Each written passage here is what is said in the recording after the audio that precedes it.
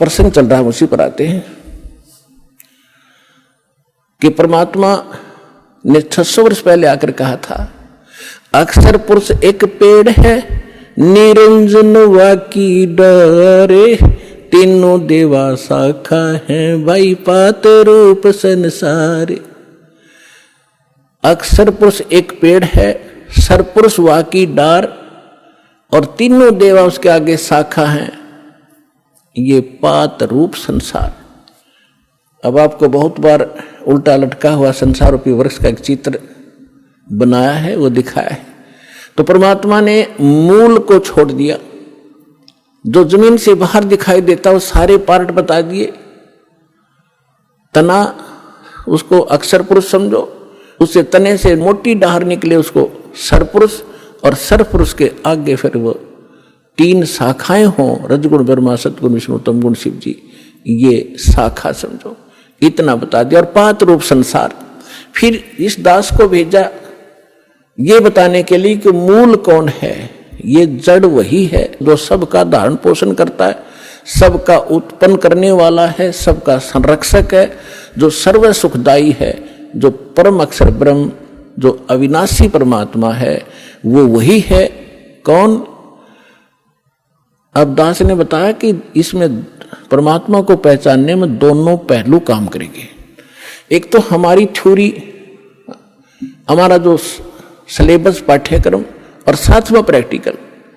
पाठ्यक्रम बता रहा है और फिर वो प्रैक्टिकल, जिन्होंने प्रैक्टिकल किया, उन महापुरुषों ने जिनको भगवान मिले, सचखंड लेकर गए, सतलोक ले गए, फिर वापस छोड़ा, उनमें से 6-7 शुभ नाम दास का याद है।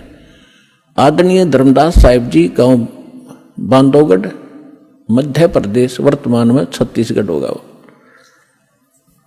और आदरणीय मलुकदास साहिब जी, आदरणीय नानक साहिब जी, जो सिख धर्म के प्रवर्तक माने जाते हैं, आदरणीय दादू साहिब जी, आदरणीय गरीबदास साहिब जी, गांव छुरानी, जिला झज्जर, हरियाणा वाले, आदरणीय गीसा दास साहिब जी, गांव खेखड़ा, जिला बागपुर, उत्तर प्रदेश वाले, आदरणीय स्वामी रामानंद जी, काशी वाले। तो इन महापुरुषों में से आदरणीय गरीबदास साहिब जी के विषय में दास बताना चाहेगा।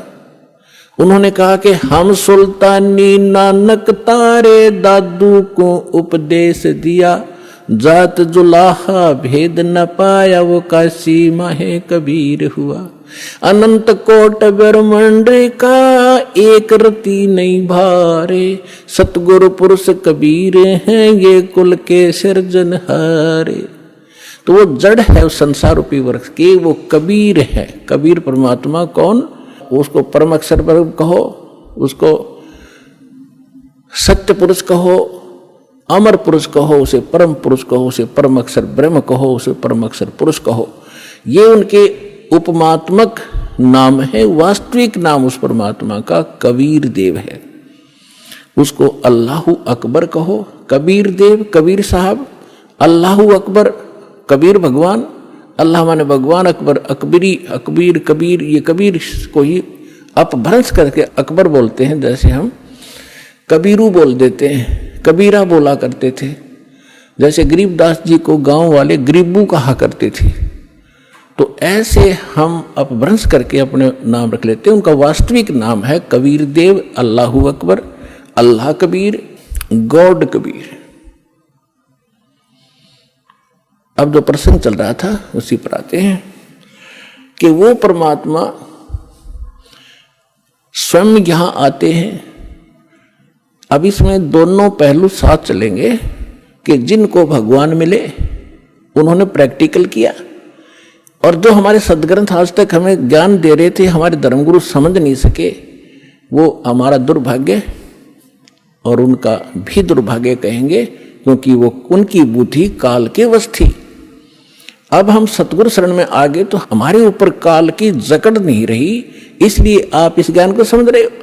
जिस दिन आपका नाम खंड हो जाएगा, यहां से कनेक्शन कट गया, परमात्मा का पंजा आपसे उठ जाएगा, आपको यही शब्द कड़वे लगने लग जाएंगे, और ये हमारे यहाँ भक्त भी आपको बुरे बुरे दिखाई देंगे, क्योंकि काल प्रवेश कर जाएगा, आपकी बुद्धि को भ्रष्ट कर देता है, आज तक ब्रह्मा विष्णु महेश की गांठ बांध रखी, इसने चक्कर बांध रखा, समझने नहीं दिया। आपकी क्या औकात, आप इस मालिक की शरण से दूर होकर आप सुखी हो जाओगे।